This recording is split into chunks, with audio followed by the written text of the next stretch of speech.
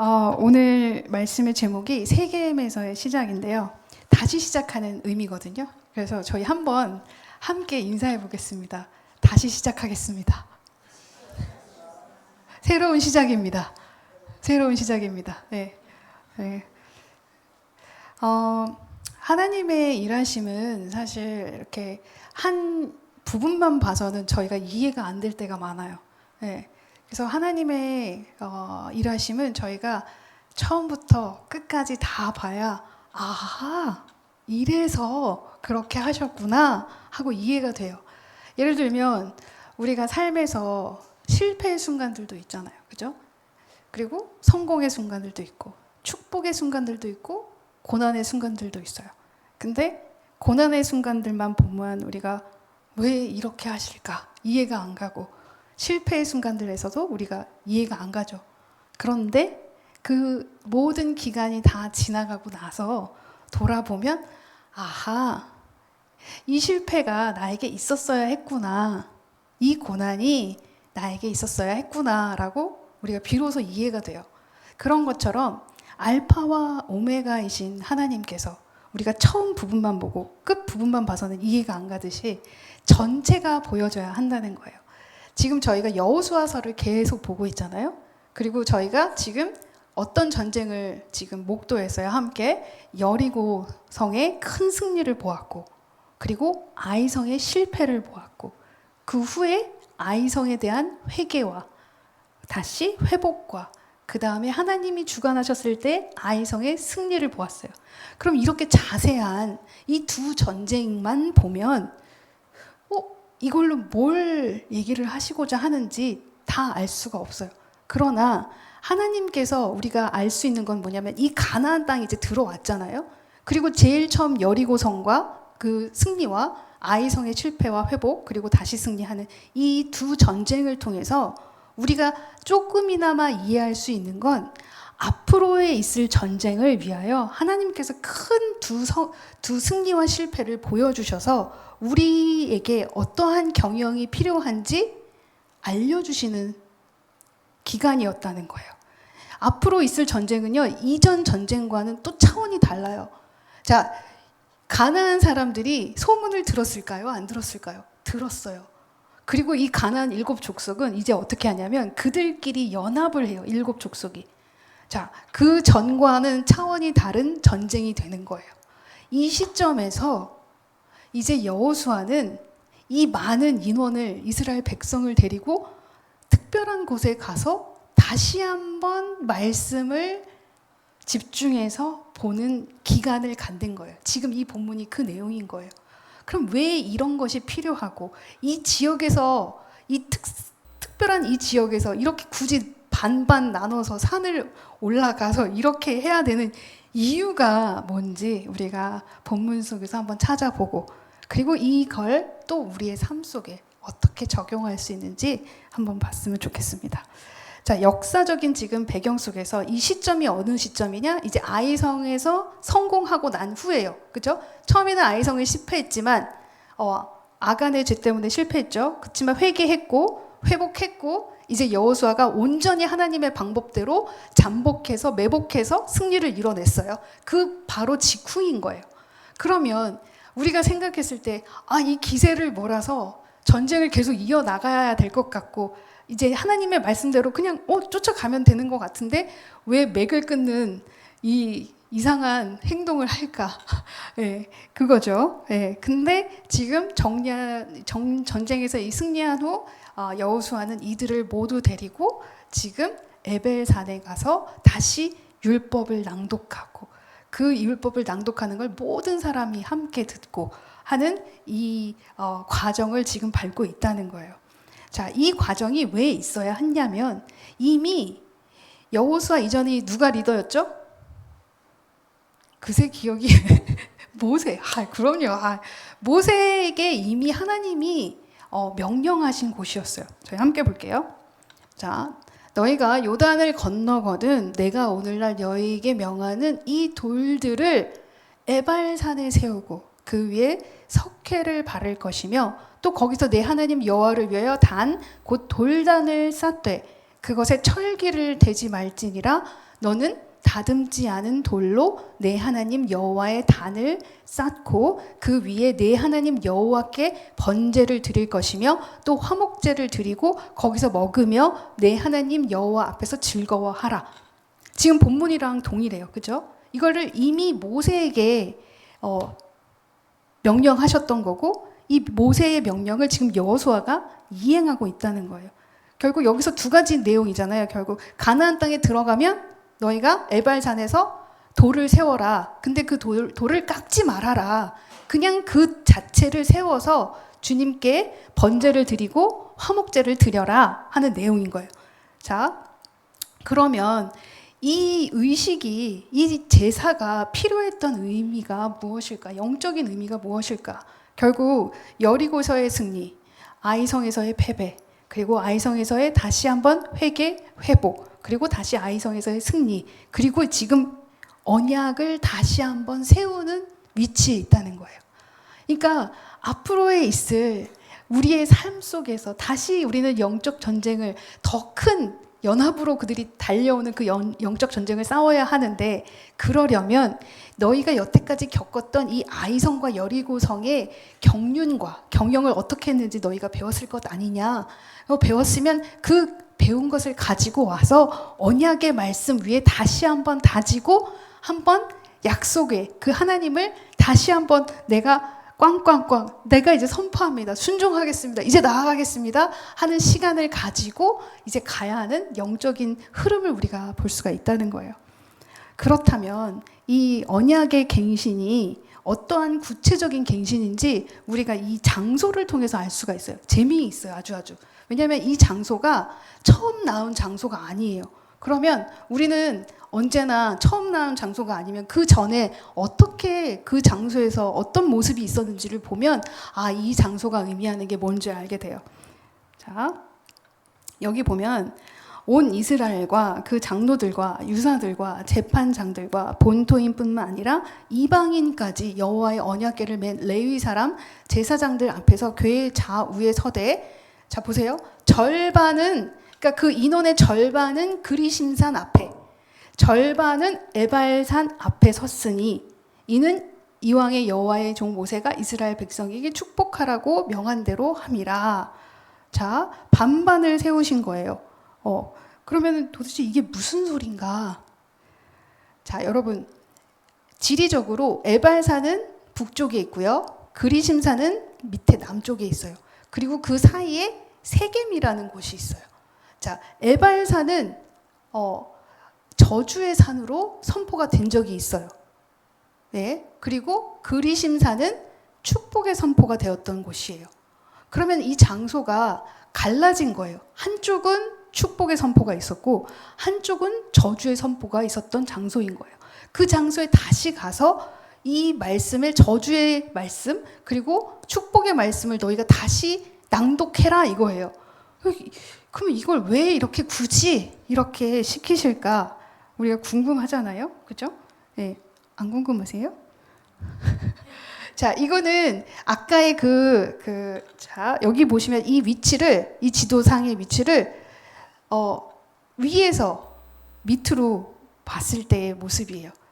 그러니까 세겜이라는 곳은 양쪽 산의 사이에 있는 계곡 같은 곳이에요. 근데 거기가 평지로 한 1.6km 정도 되는 곳이에요. 네. 그리고 한쪽에 에발산이 있고, 저기는 어떤 산이었어요? 저주의 말씀을 받는 산, 그러니까 죄를 나열하는 산이죠. 그리고 이쪽은 축복의 산. 그리고 이곳에 지금 이스라엘 백성들을 나눠서 앞에서 서라고 하는 거예요. 굳이. 네. 자, 그러면 이거를 옆에서 보면 어떤 느낌일까? 이해가 다 되죠. 네. 그리심산이 축복의 산, 에발산이 저주의 산, 세겜이 그 가운데 있다는 거예요. 자, 그러면 여기가 어떤 곳이냐? 이 세겜이 이 가운데에 있는데 이 세겜은 어떤 곳인가? 우리가 그 전에 말씀을 볼게요.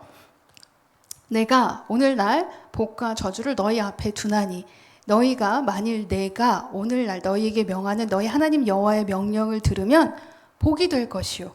너희가 만일 내가 오늘 너희에게 명하는 도에서 돌이켜 떠나 너희 하나님 여호와의 명령을 듣지 아니하고 본래 알지 못하던 다른 신을 쫓으면 저주를 받으리라. 자, 복과 저주가 있다는 것을 말씀해 주시고 계시죠. 내 하나님 여호와께서 내가 가서 얻은 땅으로 너를 인도하여 들이실 때에 너는 그리심산에서 축복을 선포하고 에발산에서 저주를 선포하라. 네, 이렇게 축복과 저주의 선포가 있었다는 거예요. 그러면 왜 굳이 이렇게 아브라함에게 이런 명령을 내리셨을까? 믿음의 조상 아브라함이 75세가 될 때 부름을 받아서 가나안 땅에 들어가잖아요. 근데 하나님께서 그에게 가나안으로 가라 하셨을 때 하나님은 정확하게 지명을 말씀하시진 않고 그냥 내가 명령하는 곳으로 가라 하셨어요. 여러분에게 만약에 그냥 가라. 내가 명령하는 가나안으로 가라. 어느 지역인지 얘기도 안 하고 그냥 가라. 그러면 여러분 아멘. 주님 순종하겠습니다. 가겠습니다 하고 짐을 꾸리실 수 있을까요? 어려워요. 그죠? 어렵죠. 아브라함은 순종하고 갑니다. 가서 보니 거기가 세겜이었어요. 네. 그리고 거기에 가서 그가 어떤 마음으로 번제를 제사를 드렸을까? 하나님 이런 걸 것 같아요. 하나님 내가 당신이 가라 하시니 내 의지가 아닌 당신이 가라 하시니 내가 여기에 왔습니다. 도착한 그곳에서 이곳에 부른 것은 내 의지가 아니라 저는 당신의 명령에 순종하여 이곳에 왔습니다. 그리고 저는 이곳에서 이제 당신의 순종을 계속해서 이어가겠습니다. 제 제사를 받아주시옵소서, 번제를 받아주시옵소서 하고 드리는 번제였을 거예요. 그게 이 세겜에서 드렸던 번제라는 거예요. 자, 그러면 여러분 생각해 보세요. 이곳이 이 여호수아와 이스라엘 백성에게 어떤 의미일까요? 다시 한번 언약의 말씀을 기억하는 곳이 되는 곳이에요. 그러니까 여호수아가 이곳으로 이 이스라엘 백성들을 데리고 왔다는 건 그 아브라함의 하나님, 내가 너를 적과 꿀이 흐르는 땅으로 인도하겠다. 내가 거기서 너에게 너를 번성하게 하겠다. 너희 자녀들이 거기서 풍성하게 누리게 하겠다 하는 그 말씀을 쫓아가고 거기서 이걸 확신하고 거기서 그것에 확신한 것에 감사하며 드렸던 제사가 있었던 곳이라는 거예요. 그러면 이 의미가 그들에게 다시 한번 확인이 되는 거예요. 아, 그 언약의 하나님, 약속의 하나님, 반드시 이루시는 하나님이 앞으로 우리의 전쟁과 함께 하시겠구나. 그러면 내가 이제 어떻게 해야 할까? 이 약속의 말씀에서 나도 굳건히 서야겠구나 라는 다시 한번 다지는 시간이 되었다는 거예요. 따라서 세겜은요, 약속의 땅인 거예요. 언약의 땅. 그리고 하나님의 언약을 처음 받은 지점에서 하나님의 약속의 시작이 이제 여기서 다시 이루어질 거라는 믿음 속에서 이들 역시 갈 수 있다는 거죠. 네.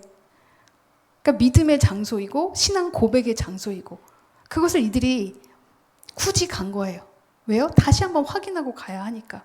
왜냐하면 앞으로의 전쟁은 이전 것의 전쟁과는 또 차원이 다른 영적인 큰 전쟁이 앞에 있으니까 이들에게는 이것이 필요했다는 거죠. 여기에 보면은 또 저희가 마치 지표 마냥 모래 상수리 나무라는 나무가 나와요. 그럼 이 나무의 의미는 또 뭘까? 여러분 생각해 봐야죠. 여기 큰 이 모래 상수리 나무가 의미하는 거는 그때 당시에 고대 근동 사회에서는 약간 지역적인 모임이 있을 때 뭔가를 선포하거나 뭔가 공적인 모임의 판결이 필요할 때 이 나무에서 시작했다는 거예요. 그리고 모래라는 그 뜻이 뭐냐면 가르치다라는 뜻이라는 거예요. 그러면 결국 뭐예요? 하나님의 말씀이 시작되는 곳, 하나님의 말씀을 가지고 나아가야 하는 곳, 그곳에서 선포가 돼야 하는 곳, 그곳에서 시작을 하겠다는 거예요. 그들이 그래서 굳이 그 많은 인원이 지금 여호수아와 함께 이곳에 왔다는 거예요. 자, 그러면 이제 나눠지는 그 축복과 저주의 의미는 뭘까? 에발산이 뭔가 우리가 한번 봤으면 좋겠습니다. 신명기에 보면은 모세가 당일에 백성에게 명하여 가로되 너희가 요단을 건넌 후에 시므온과 레위와 유다와 이사갈과 요셉과 베냐민은 백성을 축복하기 위하여 그리심산에 서고, 자, 르우벤과 갓과 아셀과 스불론과 단과 납달리는 저주하기 위하여 에발산에 서고, 레위 사람은 큰 소리로 이스라엘 모든 사람에게 말하여 이르기를. 자, 그러면 양쪽에 한쪽은 저주하기 위하여, 한쪽은 축복을 하기 위하여 섰다는 거예요. 근데 저주의 의미가 왜 하나님은 저주를 하신다고 하지? 근데 이게 저주가 우리가 생각하는 그런 단어적인 저주가 아니라 여기서 말하는 저주는 죄를 낭독하는 거예요. 네. 근데 죄를 낭독하는데 여기서의 죄들이 조금 다른 부분이 있어요. 시작이 어떻게 되냐면 은밀한이라는 단어가 나와요. 그러니까 결국 뭐냐면 12가지 죄들이 나열이 되는데 은밀한 죄를 얘기한다는 거예요. 결국 뭐예요? 그 저주, 그 죄의 제목들이 겉으로 보여지는 그런 죄들 있잖아요. 드러나는 죄들. 어떠한 다툼이나 싸움 뭐 이런 것들이 아니라 아무도 모르는 은밀하게 내 침실에서 일어나는 죄들. 그리고 내 가정에서 일어나는 죄들. 아무도 모르는 그 죄. 하나님만 알고 계시는 그 죄가 지금 여기에 나열되어 있어요. 그러면 이 17장 11절 밑으로 이제 그렇게 나열이 되어 있어요. 그러면 여기서의 이 저주의 의미는 뭘까? 결국 이 선언을 통해서 내가 이제 그러한 나의 비밀스럽고 은밀한 죄들이 내 안에 있지만 하나님, 제가 이제 이 말씀에 근거하여 언약의 약속에 근거하여 다시 한번 죄를 회복하고 회개하고 이제는 축복의 산으로 가겠습니다 라는 다짐이 여기에서 시작이 된다는 거예요. 여러분, 율법이 히브리어로 토라잖아요. 토라인데 그 토라의 의미가 관역이라는 뜻이에요. 그리고 제가 죄에 대한 얘기를 한 적이 있죠. 그 죄는 하마르티아라고 해서 화살을 당기는 거라고 했어요. 그러면 율법인 말씀이 관역이 되고 내가 그 관역을 향하여 활을 쐈을 때 그 화살이 빗나가는 게 죄의 모양이라고 했어요. 그럼 죄는 윤리적인 죄를 얘기하는 게 아니라 하나님의 그 말씀 언약에서 벗어난 것들이 죄라는 거예요. 그러니까 세상에 나아가서 누구를 붙잡고 물어봐도 믿지 않는 사람들에게 우리가 물어봤을 때 당신은 죄인입니까? 했을 때 나 죄인입니다라고 고백하는 사람은 아무도 없어요. 그들은 다 어떻게 해요? 저 나름 잘 살고 있습니다. 예. 저는 잘못한 게 없는데요. 저 죄인 아닌데요. 다 어떻게 생각하는 거예요? 윤리적으로, 도덕적으로 생각하는 거예요. 그죠? 내가 법을 어긋나는 법을 지키지 않는 행위를 함으로 인해서 뭐 벌금을 받았거나 아니면 뭐 감옥에 갔다 왔거나 이런 것만 사람들은 죄라고 생각을 한다는 거예요. 근데 하나님께서 말씀하시는 죄의 의미는 이 관역에서 벗어난 게 죄라는 거예요. 결국 언약의 말씀에서 내가 어느 좌로나 우로나 치우쳐졌을 때 그게 죄가 된다는 거예요. 그럼 지금 이들에게 하나님께서 얘기하고 싶은 건 뭐냐?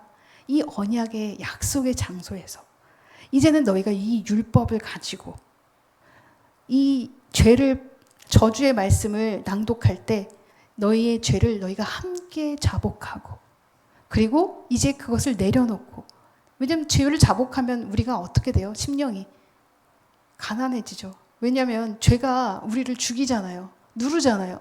아 맞아 나 죄인이지. 근데 거기서 그냥 죽기를 원하시는 거예요? 하나님께서는 아니죠. 우리는 이제 신약의 사람들이잖아요. 우리가 만약에 율법에 속한 구약의 사람들이었다면 그 죄에 눌려서 진짜 통에 자박하고 옷을 찢는 회개가 필요하고 그렇게 회개해도 우리의 죄가 매일 제사를 드려야 씻겨질 수 있는데 그 제사를 한꺼번에 다 온전히 씻겨주신 누가 계세요? 예수님. 그 예수님을 이제는 우리가 그 언약의 말씀 속에서 이제 예수님을 믿으며 나아가는 거예요. 그랬을 때 우리는 이 죄가 우리를 누르는 게 아니라 이 죄 속에서 우리를 다시 살리게 하시는 하나님을 바라보며 나아갈 수 있다는 거죠. 히브리서에 이렇게 기록되어 있잖아요. 이 뜻을 쫓아 예수 그리스도의 몸을 단번에 들이심으로 말미암아 우리가 거룩함을 얻었노라. 단번에. 우리는 더 이상 이제는 제사를 드릴 필요가 없어요. 그죠? 우리는 그 저주의 죄들이 우리를 더 이상 누르지 않아요. 왜요? 하나님께 회개했으니까. 그러면 우리를 거룩하다 하신다는 거예요. 너무너무 부끄러운 우리가 거룩함을 받은 거예요. 근데 하나님이 뭐라고 하시냐? 나는 너의 죄가 기억나지 않아. 우린 자꾸 그 죄에 눌려서 하나님, 저 그런 죄 졌는데 너 어떡하죠? 나 기억 안 난다니까 왜 자꾸 얘기해? 이러실 거예요. 나는 기억이 안 나. 17절에 뭐라고 하세요? 또 저희 죄와 저희 불법을 내가 다시 기억지 아니하리라. 기억지 아니하신대요. 여러분 눌리지 마세요. 예. 여러분 오늘 아침에 지은 죄 회개하셨으면 눌리실 필요가 없다는 거예요. 하나님께서 여러분을 뭐라고 하시냐? 너는 거룩해. 너는 참 나의 자녀다. 예쁘다. 귀하다. 이제 너가 거룩함으로 살면 돼. 또 죄 지으면 또 나에게 다시 와서 기도해. 그리고 예수님의 이름으로 기도드렸습니다 하고 하면 나는 기억이 나지 않아. 이게 얼마나 은혜인가요? 이걸 얘기하고 싶은 거예요. 물론 그 당시에 예수님께서 오시지 않아서 그들은 거기서 다시 한번 그냥 언약을 선포하고 죄를 회개하고 제사를 드림으로 그들의 죄를 거기에 내려놓았지만 우리는 그런 번제를 드리지 않고 이 말씀을 통해 깨달을 수 있다는 건 뭐냐면 우리의 삶 속에는 항상 양쪽에 죄와 축복이 놓여져 있고 그 가운데 우리가 버텨서 내야 되는 것들은 언약 속에서 이 언약의 말씀 속에서 계속해서 예수님께서 말씀하신 것들을 생각하며 이 죄를 통하여서는 내가 낮아지고 다시 낮아짐으로 인해서 회개함으로 내가 이제는 축복으로 갈 수 있겠구나. 이 양갈래를 보여주신 거예요. 그래서 굳이 그렇게 나눠서 쓰게 하시고 거기서 다시 저주의 말씀을 선포하게 하시고 축복의 말씀을 선포하게 하셔서 다시 한번 다짐하게 하셨다는 거예요. 이제 우리에게도 그런 다짐이 필요한 순간이라는 거예요, 여러분. 우리 삶 속에 크고 작은 실패도 있고 또 축복도 있고 고난도 있고 여러 가지 모양의 것들이 있어요. 한 가지만 보면 이해가 안 가지만 이제 딱 돌아와서 되돌아보니 하나님이 이러시기 위해서 나를 이렇게 보내셨구나. 여러분이 이곳에 앉은 이 자리에 오늘 있는다는 이유가 다 이유가 있다는 거잖아요. 가평으로 보내신 이유, 이 가평에서 살게 하신 이유, 그리고 이곳에서 하나님을 믿게 하신 이유, 또 여기서 또 고난을 당했던 이유, 또 축복을 경험했던 이유. 이제 앞으로 이렇게 살아가라고 하나님께서 알려주시는구나. 이 크고 작은 성공과 승리와 실패 속에서 우리는 경영을 배우고요. 어떻게 해서 여리고를 승리했었지? 어떻게 해서 아이성에서 실패했었지? 우리 기억하잖아요. 그죠? 말씀 속에서. 그러면 그 경영을 통해서 내가 이제는 어떻게 해야 돼요? 언약의 말씀 속에서 굳게 서서 그 말씀을 다시 읽으며 여기서 지금 다 읊조리고 있잖아요. 이들이 같이 선포하고 있어요. 어떤 말씀이에요? 축복과 저주의 말씀을 동일하게 다 선포하고 있어요. 그럼 저주의 말씀도 필요하고 축복의 말씀도 필요하다는 거예요. 저주의 말씀을 통해서 나의 죄를 깨달아서 회개하고 낮아짐으로 이제는 축복을 선포하며 이제 우리는 승리로만 나가야 되는 우리잖아요. 그럼 이제 앞으로 가야 있을 이제 영적인 전쟁에서 우리가 어떻게 대응해야 할지 알 수 있다는 거예요. 그들 역시 이 시간이 필요했었다는 거예요. 여러분이 지금 어떤 순간에 있는지 저는 몰라요. 그러나 우리가 모두가 지금 다시 한번 어느 상황에 있든 다시 한번 재점검하는 시간이 되었으면 좋겠어요. 그러니까 우리가 좋아하는 거 새로 시작하는 거잖아요. 그죠? 새로 시작하는 거 언제나 들뜨는 일이잖아요. 그죠? 하나님께서는 기억하지 않으신다고 하니 하나님 오늘이 첫날입니다 라는 마음으로 저의 1일입니다. 하나님과 나의 1일. 오늘부터 당신과 언약 속에서 나아가겠습니다. 주님, 이제 예전의 실패 다시 반복하지 않겠습니다. 주님 안에서 이 율법 속에서 자유함을 얻으며 십자가 그 자유함 속에서 주님께서 기억하시지 않는다고 하니 기쁜 마음으로 이제는 다시 한번 도전해보고 나아가겠습니다 하는 여러분의 고백이 되기를 소망합니다.